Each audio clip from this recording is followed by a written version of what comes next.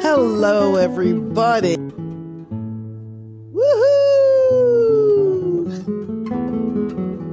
Hello, everybody. This is very exciting today. Very exciting. We have an incredible guest today. And look, the Waitbot is playing such beautiful, beautiful music. Isn't that beautiful, that music? Yes. I love it.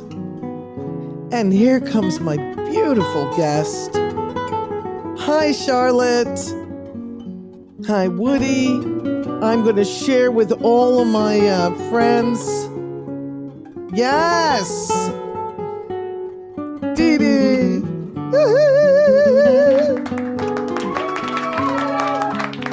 We've got invitations coming out, and I'm going to sing my little beautiful song.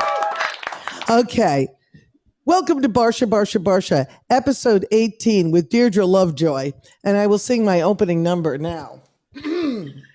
Where do you go on Mondays when you want to have fun?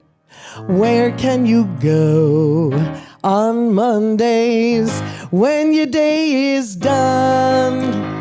Well, Fireside Chat is where it's at. Our guests are all the best. She won't be shy, she won't be coy. Help me in welcoming Deirdre Lovejoy. Help me in welcoming Deirdre Lovejoy.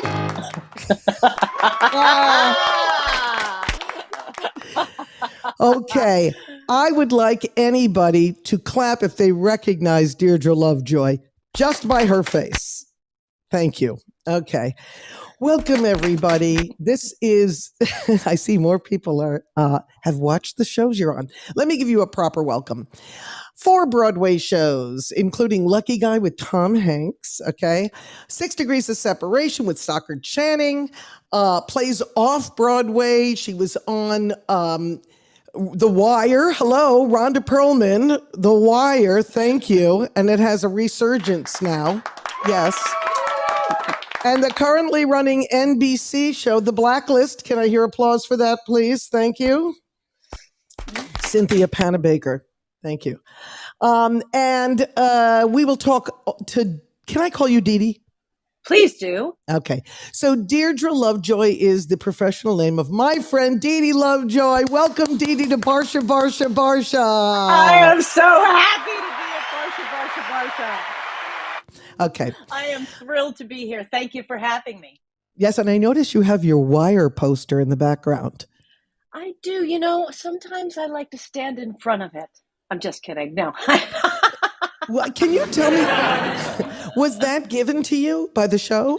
I mean, this is actually the season 1 poster, and there's a really interesting story that goes with it. Please tell us the story, please.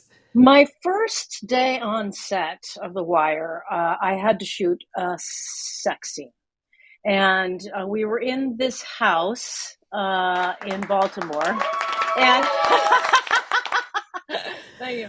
We were in this house in Baltimore, and the director was Hungarian and very animated, and he kept bellowing at the top of his voice, "Climax! No!"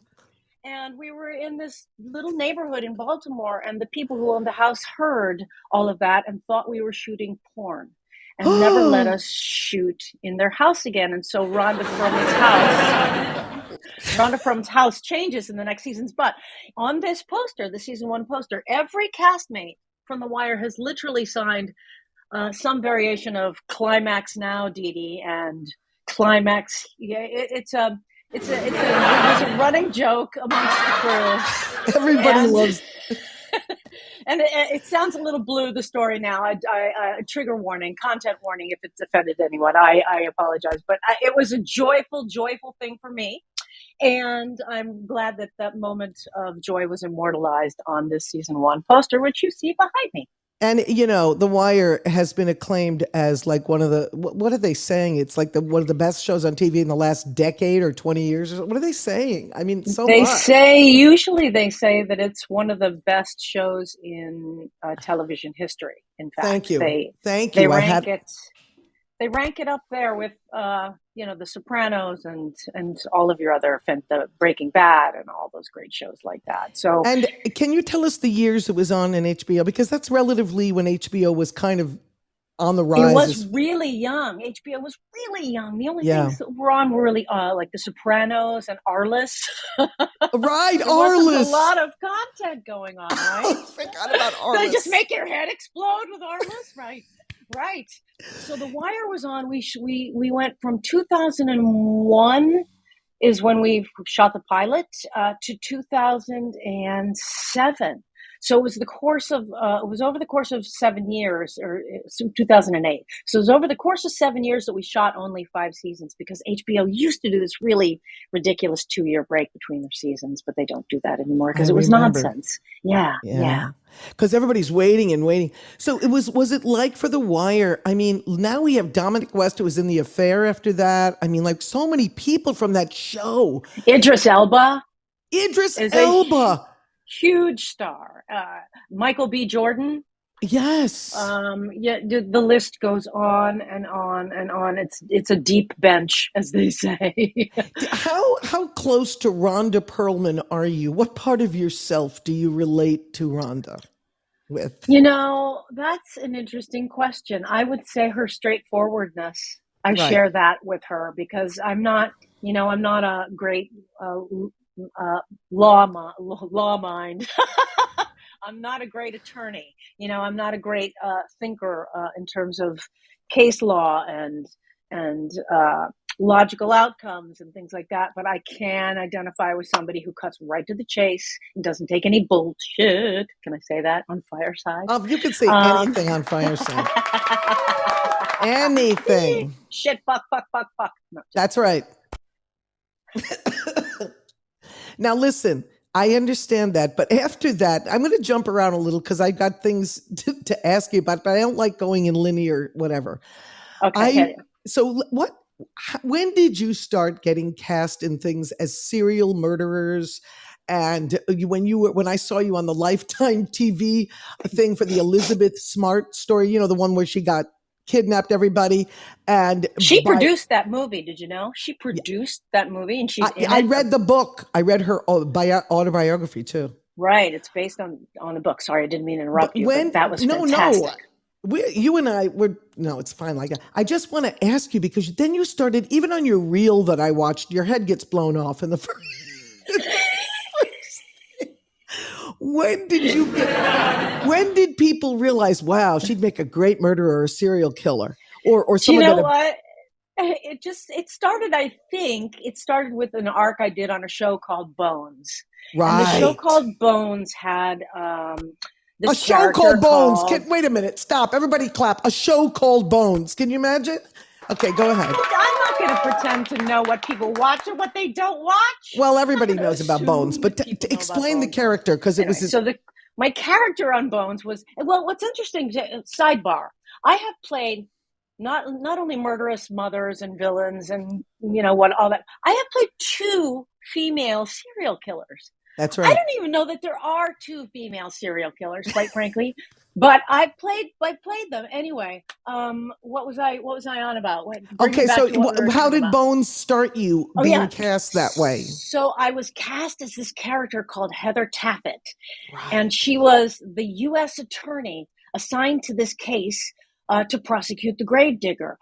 And in one of the episodes, we find out, in a remarkable twist, that in fact she is the gravedigger. So people really responded to this character for some reason, who buried people alive. That's how she got her nickname, the gravedigger. And when the character finally when she met her demise, it was with a bullet to the brain. That's what the episode's called, a bullet to the brain, in case you want to look that up, people. And they really have this huge fanatical fan base. Not fanatical, but an enthusiastic fan base. And of course. From that role, I started getting more serial killer. I played a serial killer on NCIS. Oh my Really, God, that's right. NCIS. Is that the one where you had, they call it latex gloves and you have like, and yeah, like, as if sawing I don't people's know, limbs. season 4, episode 21. I know. That's hilarious. No, because of course, I do my research. But that I watched that clip of you with the latex gloves. They call it Deirdre Lovejoy in latex gloves. That's what people put up there. Oh my gosh! There's a lot of interesting websites on the internet. Never mind. That's another story. We'll get to that one in the next fireside chat. Continue, Thank you. please. Yes. What I want to talk about is serial killer is one thing, but I was really scared for you when you got that part of Elizabeth Smart's, one of her captors, who was the girlfriend of the guy. What was his name that captured her in Utah? Her name was Wanda Barzy. Right. And the guy's name, what's the guy's name? Somebody Google it for me and put it in the somebody chat. Google and put it in the chat. It's escaping me. It was the guy who kidnapped Elizabeth Smart. Yes, and it's totally, I totally remember my own character's name and not my husband's name, which is really embarrassing, right? But I want to tell you that I done my watched own research. But shooting that show was absolutely surreal, with Elizabeth Smart on the set going, no, he sat over here, not over there. And no, she looked like this, not like this, but that, and just realizing what that girl had survived and her ability to walk through, to share her story with other people so that it might help other people was extraordinary. I didn't mean to interrupt you again. No, was she like 14? She was 14 years old. And those incredible costumes, that wig that you put on her, oh my God, and your face in some of those scenes. I just have to say, you were, as my friend for, I don't know how many years, maybe 30 years. I saw you in that. And it was the first time. All these roles are fantastic, but that time you went someplace where I hope I never have to go. Let me tell you, it's something else. To play someone that has that depth of depravity in them. Yes. It's not a fun place to live. Right. But sometimes, you have to dig deep to tell someone's story. And Elizabeth Smart has made her life's work telling this story. And she's responsible for the Amber Alerts that you get on your phone. That's because of Elizabeth Smart and her lobbying Congress. She has become the ultimate advocate. And it was an honor to be able to serve her story for her. I was blown away by that. As far as what you're currently doing with the Blacklist now, is it called guest starring, or are you starring? How I don't know what these things mean. I don't know. When you figure it out, you tell me. Because about 7.5 years ago, I got a phone call that I was going to do a couple episodes of the Blacklist. Right. And they just have kept calling. And we're going into season 10. All of which is to say, I really hope I'll be back, and I'm not being coy. I never know. Coy rhymed with Lovejoy. Did you notice? Coy rhymed with Lovejoy. You knocked that one out of the park, sister. Yeah, absolutely. But you never know. So I never know, but you know what? Common sense. I'm also a big fan of the show. So yes. Common sense says I will not. I'm still alive, and so therefore I will probably return somehow in some form. I don't know how often or in what capacity. I just never know, which is part of the fun of it. It's a little stressful sometimes, but it's part of the fun of it. Now, let me say that you're always in some sort of a uniform most of the time. It's like... You know what, Deborah? I like it that way. You know me. I'm most comfortable in cargo pants. And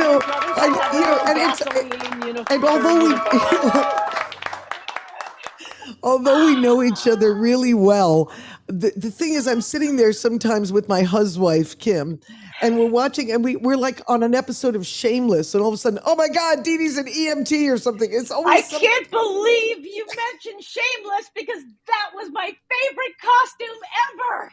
You're kidding. That costume other than this blue suit from the Blacklist that I'm obsessed with. There's a blue Michael Kors suit that I have to have. Maybe but anyway, they'll let you buy it at the end. But maybe anyway, they'll let me have it at the end. Yeah. But yes, you were in that episode of Shameless. You're always in control. Do you ever notice that, except for the Elizabeth Smart story? Well, that's the thing. It's being direct. Right. It's being forceful. It's that's the quality of me that people, I think, that I get hired for, is that sort of directness. No nonsense thing. Yeah. I mean, I don't know. You tell me, but that's what it seems like. I will tell you. But one thing I want to tell you is that it's also Orange is the New Black. Were you a prisoner in that? No, I recurred for 2 or 3 episodes. I can't remember, as the therapist of the guard guy from season 1. The actor's name is Haley, and I can't remember his first name, but he's a fantastic actor. And he had this whole arc with Russian wives, and I do remember that you were his, and that was me. Yeah. So still a character that's in control and direct. Once again. Right. That's right. So, how about these, like, let's see, character, what would be a stretch for you, like to play some kind of, I don't want to say ingenue because that connotes some kind of age thing, but leading lady who's in love, would that be a stretch? I mean, what would... No, you know what I'd love to get to do? I'd love to get to play a hippie. Oh. I don't get to do that loosey-goosey kind of stuff. I hope everybody's hearing this. I don't know that I don't get to. I shouldn't say it. I shouldn't phrase it like that at all. But I would love to play somebody who's a little whack job, who's a little out of their mind on the good side, that little freedom. Overly woke. Little woke, hippie, for lack of a better word, of sensibility. I'd love to do that sort of thing. And I love doing sci-fi. My dream job would be to get an episode of Star Trek. I would drop dead and kiss the floor. Okay, that deserves a fanfare. I did this show called Raising Dion a couple years ago. Yes. And it was about this little boy who had superpowers, and I played his sort of, for lack of a better word, his mentor, and I sort of trained him how to use his superpowers. Spoiler alert, in case you haven't watched. But I got to actually do special effects and fighting scenes and shoot lightning out of my hands and do all this fun sort of special effects work that I usually don't get to dangle from a crane 60 feet in the air. Do you know what I mean? Yes. It's fun. It's really fun. I love that you love that. I did not know that about you. That is great. Okay, I want to get back, though, all the way. Now that's how I do it. I start here and go back, because I want to talk about when you started out and what I read about you. These, when you're a friend with somebody, you don't sit down and interview them like this. So I never knew that you got your first chance at showbiz in the 4th grade. I played a little no neck monster in Cat on a Hot Tin Roof. And your mother was in it. Yeah, and my mother played my mother. And I was bitten. Okay. I was bitten by the bug. So now you're in 4th grade and your mother is in a show with you. And, what is that like? Where did she come home and go, come on, we got to run lines? I mean, you know what? My mother grew up not too far outside of Manhattan in Upper Montclair, New Jersey.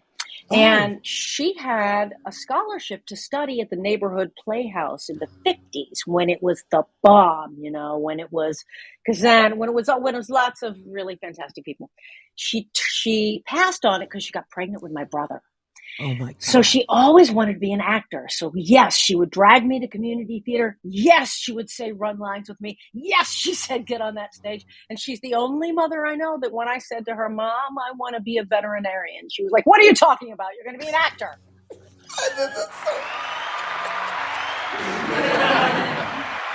That is so funny. Stupid. Oh, hysterical. That's true. Yeah. But now here's the thing. What I didn't know about you too is that you were born in Texas and your father was in the Air Force. That is true. Probably because I didn't know my dad very well. My dad sort of took off after the divorce when I was 7.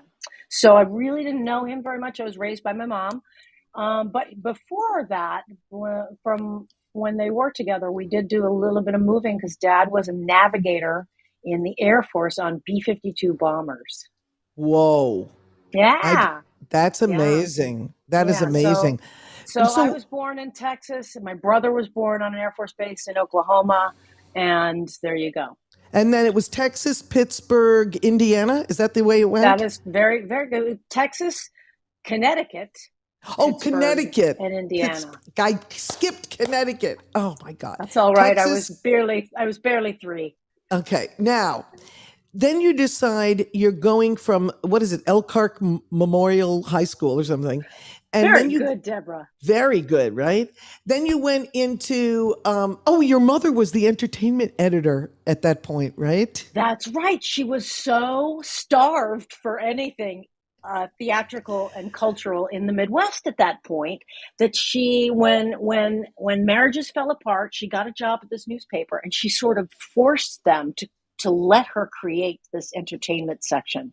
That's crazy. She became the editor and she would go all over northern Michigan or northern Indiana, Chicago, the suburbs of Chicago, Indianapolis, southern Michigan. She created this whole culture of arts awareness in northern Indiana. And when she passed away a couple of years ago, right, the cover of both of the newspapers in town, one of which is the South Bend Tribune, where Notre Dame is, was Michiana theater matriarch dies at 70.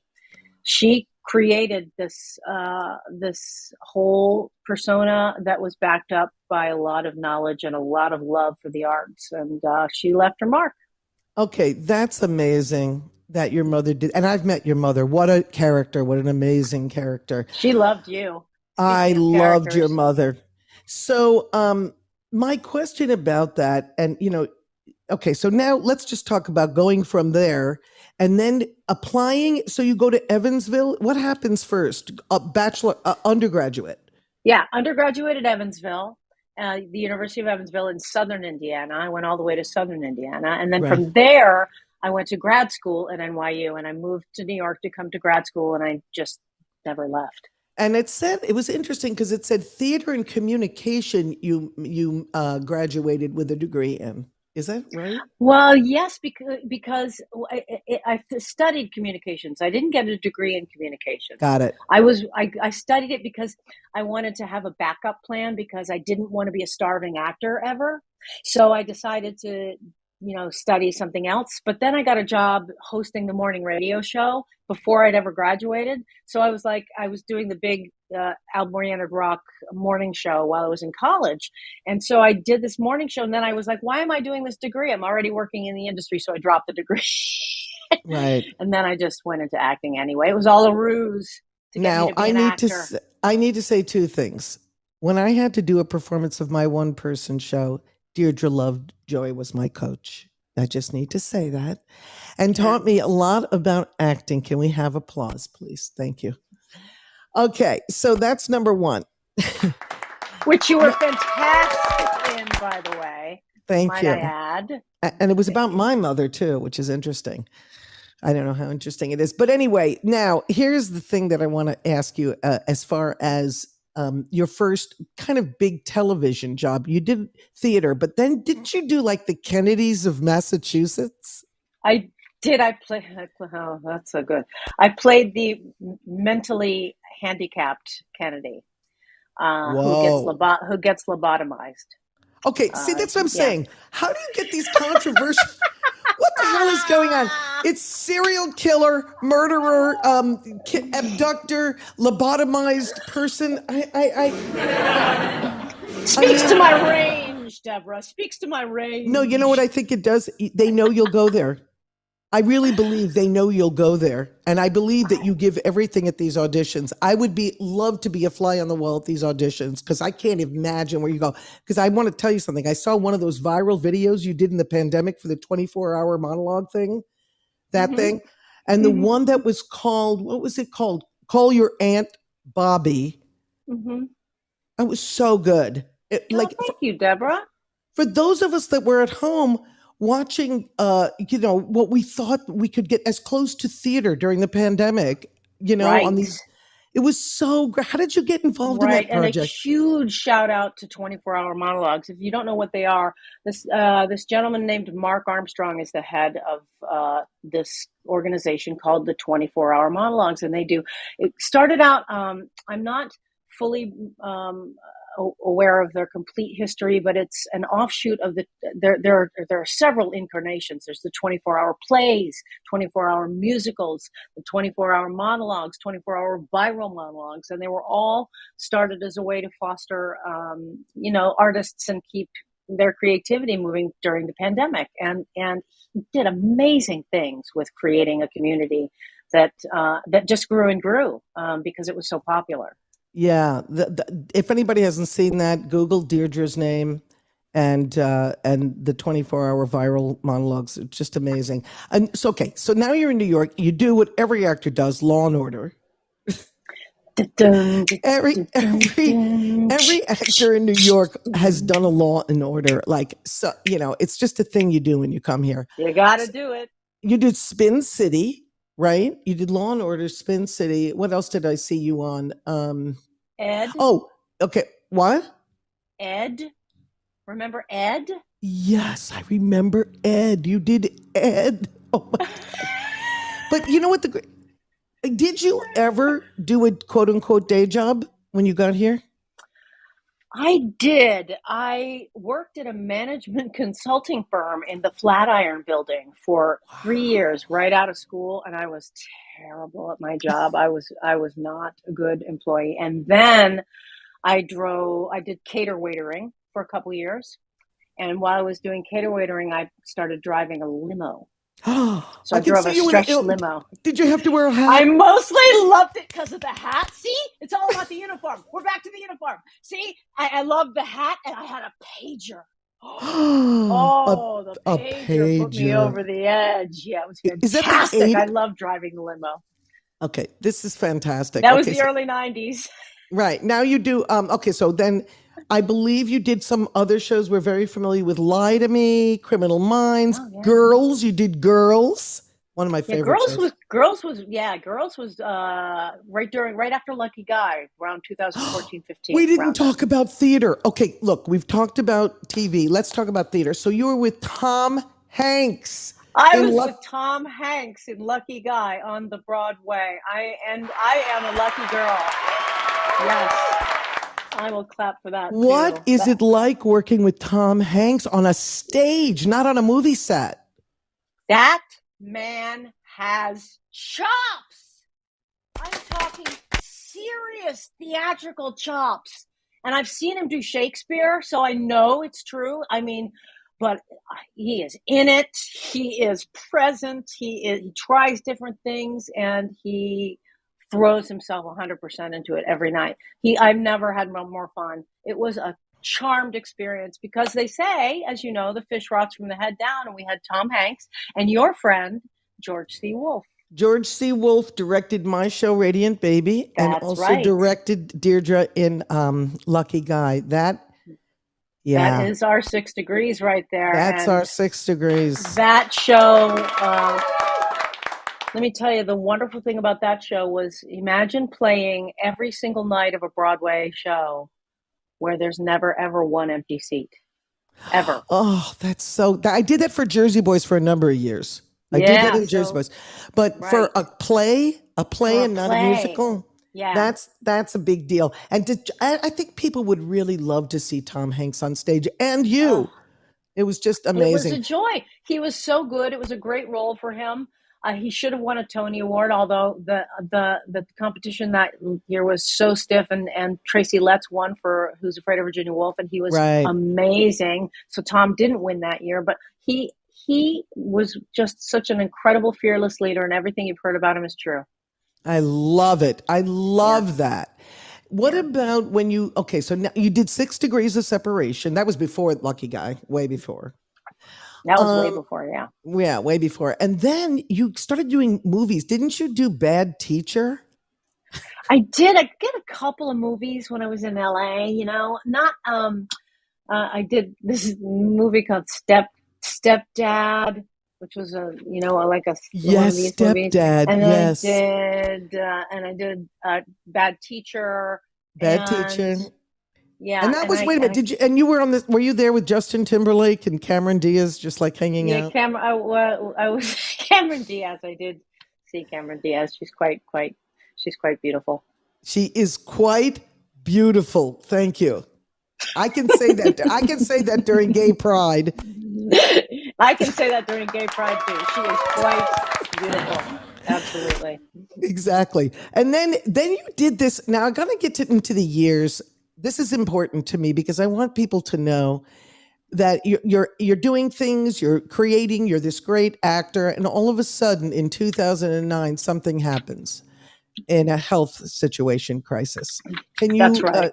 Can you tell us what happened and what came out of it? What kind of art came out of it? Well, I can start with the art that came out of it only as a way of describing that the situation was so complex and so multi-layered and had so many angles going on in it. The only way I could begin to tell the story was to write the story as a one-person play. Okay. And that is what I did. I wrote a play called Bird, Elephant, China, which refers to a moment I had in 2009 when I started waking up all over Los Angeles in various hospitals, and I was having seizures. And I virtually didn't know, I would wake up and not know how I got there. I would have no memory of the seizures, just went on. By the end of 2009, I could no longer walk or talk. And so Bird, Elephant, China is the story of how I reclaimed myself. The sort of tagline of the play is Bird, Elephant, China, things I remembered when I forgot myself. And that sort of is what the play is about in a nutshell. I went some very interesting places while I was in that electrical storm of seizure land. Mm-hmm. I had various visitations and things that came to me in that state that are quite personal and quite fascinating, and that's what the play speaks to. I love that you allowed me to talk about that here. I really appreciate it. It's really important. There's so many people, I'm sorry to interrupt you, but there are so many people that have had seizures that don't know why. Mine, as it turned out, after, neurologists and countless doctors and psychiatrists and psychologists and, emergency medical teams, and was, beyond an epilepsy situation, which they wouldn't diagnose me with, that my seizures were stress related. And I believe that is the absolute case. And there are a lot of people that have had the same situation, and they need to know that they can come through that because it's a debilitating thing that I've heard a surprising amount of people relate to. Yeah, thank you. I really appreciate it because at that point in 2009, I believe right before that, I was with you at the New Harmony residency. That's right. And you performed some of the things that me and Lance Horn, another person I was there with, a great writer, did. And then that whole thing happened. Oh my God. Okay. Thank you. I really wanted to ask about that. The other thing that I wanted to do, and we always do on this show, is first of all, I have to say, happy birthday to you. Happy birthday to you. Happy birthday, dear Dee Dee. June 30th's your birthday. Yes, Okay. it is. Thank you so much. What we do on this show is we ask people to come up and do a little Q&A if you wouldn't mind.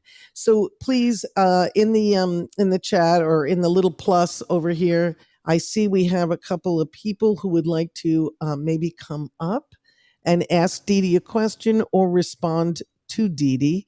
You can push that little. We have Deanna up here first. Deanna has an incredible show on here, Laughter Through Trauma.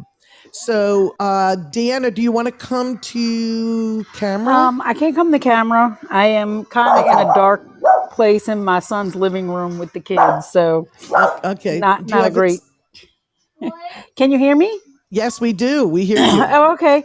I didn't really have a question. I just was interesting. I just thought all of these little pieces of a career, and I think that people look at other people's lives and think things happen so quickly, and it's nice to see the puzzle come together over time. It's just, I think people don't know how much work goes into anything. I think it's anything you do, really, but how much work goes into all of this. Your career just spans such a long time, and the amazing people you worked with. I mean, I think I'd probably be most starstruck by Tom Hanks and Justin Timberlake equally for different reasons. For me, I was most starstruck by Steven Spielberg. Really? Wait a minute. Of course. What did you That do with makes Steven sense. Spielberg? I did a movie called The Post where I played Tom Hanks's secretary. Oh my God, I forgot about The Post. There's so much. And Steven Spielberg directed it. Yeah. It was a kick. It was about the Spielberg, Washington, baby. Yeah. You worked with Post, Steven Spielberg. What's going on? So, I have seen you in things, right, over the years. And so then I go out to the IMDb or whatever and just go it's so much. It's broad. Wow. So I'm impressed. I mean, Deborah, you always have amazing people. Well, here's the thing. I just put DeirdreLovejoy.com in the little floating thing. So if anybody wants to go on there and watch whatever, it's amazing. You know what happens when you're friends with someone, you know, it's a different thing. So I forgot about The Post. I forgot about a lot of things, because it's just this person works all the time. Right, Dee Dee? And you're this morning, I said, hey, can you jump on Fireside and talk to me for a minute so I can show you how it works? And she goes, I have to tape an audition. Can we do it tomorrow? I said, yes. But it's self-taping, right? That's right. You don't have the luxury of going into a room anymore. It's crazy. It feels like the one thing that we had has now shifted form. So it's really the actor's job to sort of learn how to create a virtual room now. And so at 10:30 in the night, I was taping a self-tape because that's what we have to do now. Yeah. That's what we did. And you had to get your ring light and everything. Listen, Deanna, that was great in the midst of everything that's going on for you to come up. I really appreciate it. And Deanna's show is really great. I noticed we have Charlotte up here. Charlotte, do you want to unmic and talk to Dee Dee?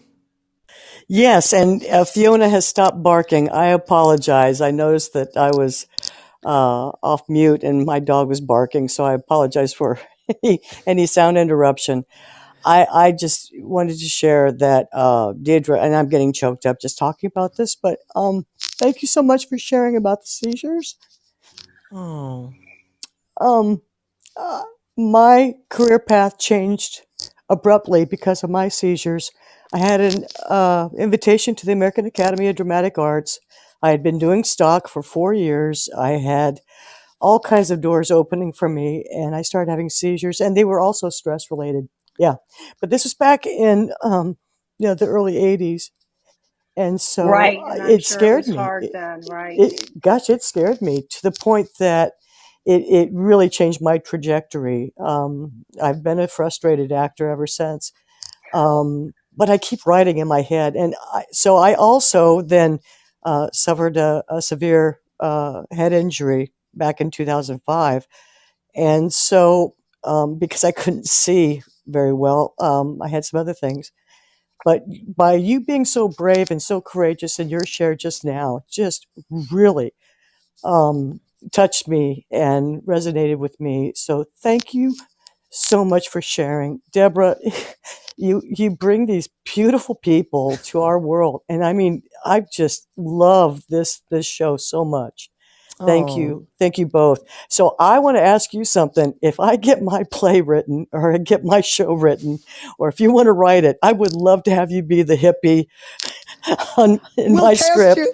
We'll write Seriously. you. Absolutely, I anytime. would love that. You go, Yeah. Charlotte. Can I Yes. just Yes. say, Curing cancer with cannabis. So just there you go. Go yes. ahead, There you Dee. go. What I did just you have to say, Charlotte, thank you for sharing, because it takes a lot of courage to say, hey, this happened to me, when the world can't sort of put a neat label on what you're going through. And it can be devastating to have an illness like that, as you just described. So I'm really glad that you kept waking up, which is all I did. Just kept doing the next day and doing the next right thing, and hopefully that'll happen with your play too. So thanks for sharing. Oh, Dee Dee, that's so nice. I want to ask, it's literally, if anybody wants to come up while I continue interviewing Deirdre, just let me know. Just hit the little speaker thing and I'll bring you up. One thing I want to say about people you've worked with. So James Spader, because I'm a fan and I've always been a fan, but it is a controversial person. And can you give us any insight? Do you know what? James Spader is, first of all, I think he's an amazing actor. I know that, yes. And I never met James Spader until a couple seasons ago. So I worked on the show for a good 5 years before I ever met him. That's what I want people to know. You Yeah. don't meet the star a lot. That's right. I did not cross paths because we were never shooting in the same scene, Right. When I finally did meet him, I was terrified, but it all went well.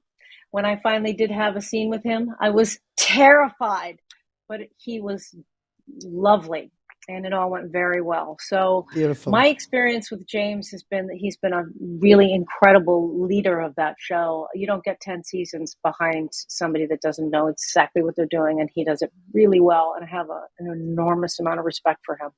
Okay, now tell us the Steven Spielberg story. Anything, just anything. Okay. So I was sitting at my desk, my fake desk, outside of Tom Hanks's fake office, and Meryl Streep is, huddled about 6 feet away with Tom, and Steven is walking by my desk, and I open some sort of bar, like a kind bar, and he said, "Oh, that looks good."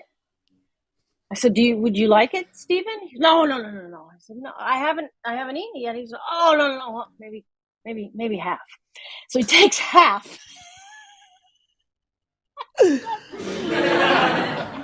I overate last night. I went to Shake Shack. It's just like In-N-Out. Did you know? He eats the bar.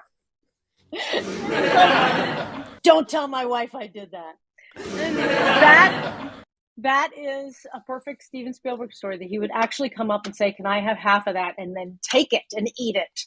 He is that down to earth, and he's also Steven Spielberg at the same time. So right. I don't know how he manages to pull that off, but he does. Yeah, no, that's amazing. Now the post, that is a cherished Steven Spielberg story. Okay.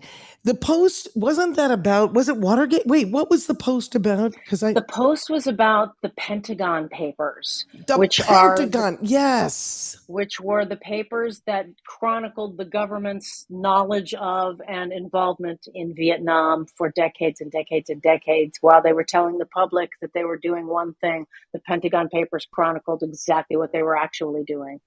And it led to multiple convictions and lots of it's a great story. If you haven't seen the movie, you should see it. I'm going to rewatch it because I did see it. I think I saw it, but we have, by the way, Martha Barsha on stage, but I don't know. Martha Barsha. She has the camera flipped, so I see my childhood home.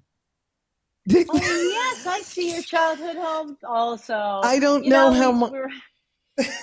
I have no idea how we can get Martha to turn the camera around so we can see her face. Mom, if you know how to do that, I will welcome you to. Oh, she's coming. Oh, she Okay. just left. She Oh, got she left. embarrassed. All right. She Well, scared anyway, her. I'll invite her back if she figures out how to. Come back, Martha. Martha, come on, Martha Barsha. Wow. Okay, the Pentagon. Oh, there she is. Do you not want to come? Oh, she still has it, Mom. I'll turn your video off if you just want to talk, because somehow you're flipped around. But you can talk. We can hear you, and I can look at my You childhood can see the piano. room. There's nothing wrong with that room. That's my living room. Okay, go ahead, Martha, and speak. Well, I want to give shout outs to your mother, and I'm sorry for her passing, Right. number one. And your career is just fabulous. And Deborah has a fabulous friend still, and that's wonderful. And I have a friend who's an actress who is going through exactly what you went through. And I think even it affected her eyesight now. And Wow. she has seizures, just got out of the hospital. She's an actress too. Her name is Maggie Fine, and she needs your help, really needs it. And they put her heavily on steroids. Oh, I don't no. know if you were on steroids too. Were you on when that happened. steroids, Dee Dee? I was on steroids and yes, I was on many, many medications. Yes. And And steroids were one of them. said she Yeah. has neuritis. Oh, my God. And I don't think she does. I think she has just what you had. And she has the same background on you. And she's been going through bad anxiety. She's now at home, just got out of the hospital. And thank you for sharing this. And I'll try to pass it on to her. She's in New Mexico. But your career sounds wonderful. The people that you met during your career, unbelievable. And Mom, thank you for recovering and coming back on stage again and helping other people. And I am so happy that Deborah has you on today, and it's such an enjoyable show. thank you, Mom. Martha. I'm Thank going to you turn. so much. That was wonderful. And thank you for the shout out to my mother. I appreciate that so much. I love that you're here supporting your beautiful daughter. Thank you, Martha.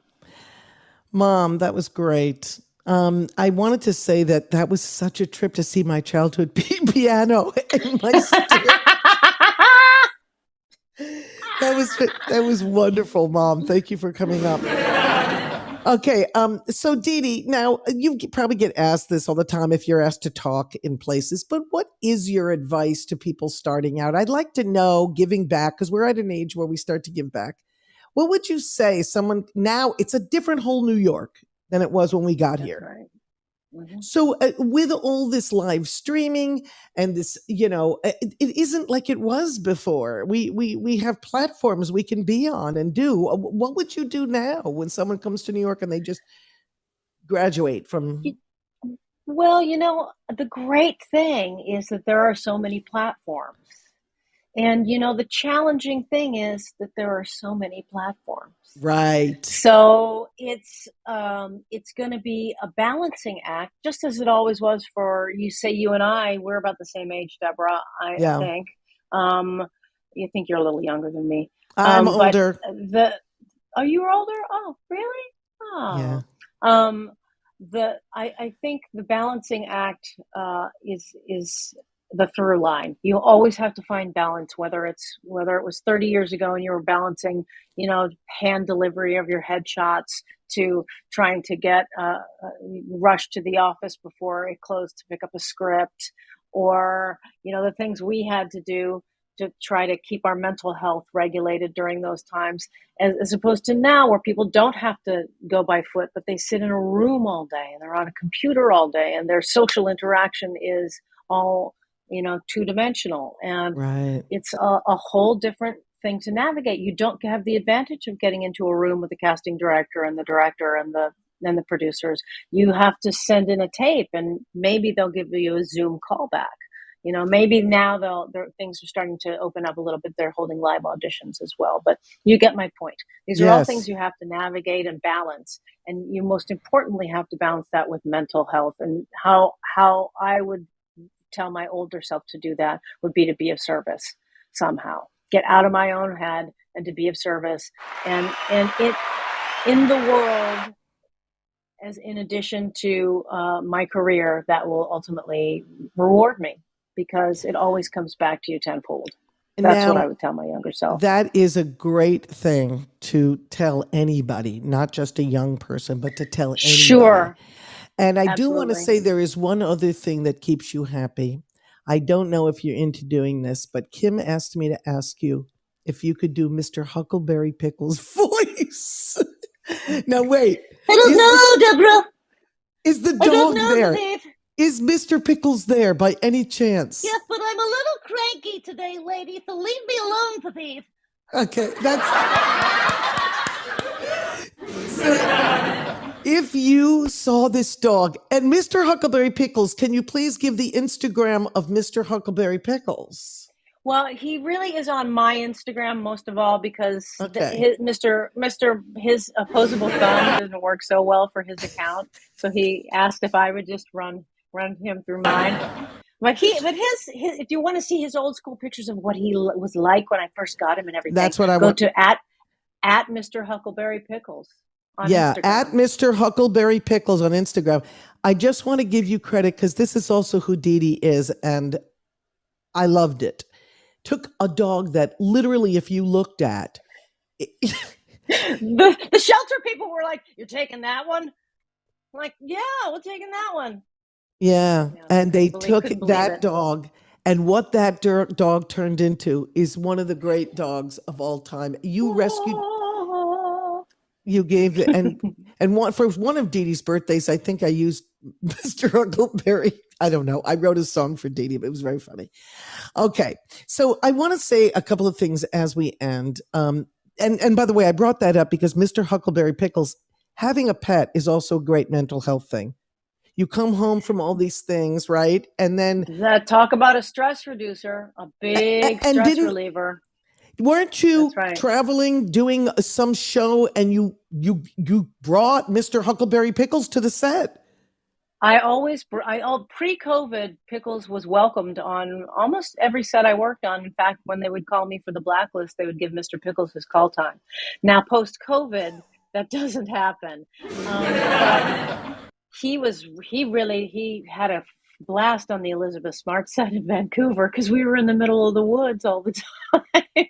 Mr. Huckleberry Pickles was on the set. He went from a shelter dog to being a set dog, and I can't take any credit for how beautifully he behaves. He just does.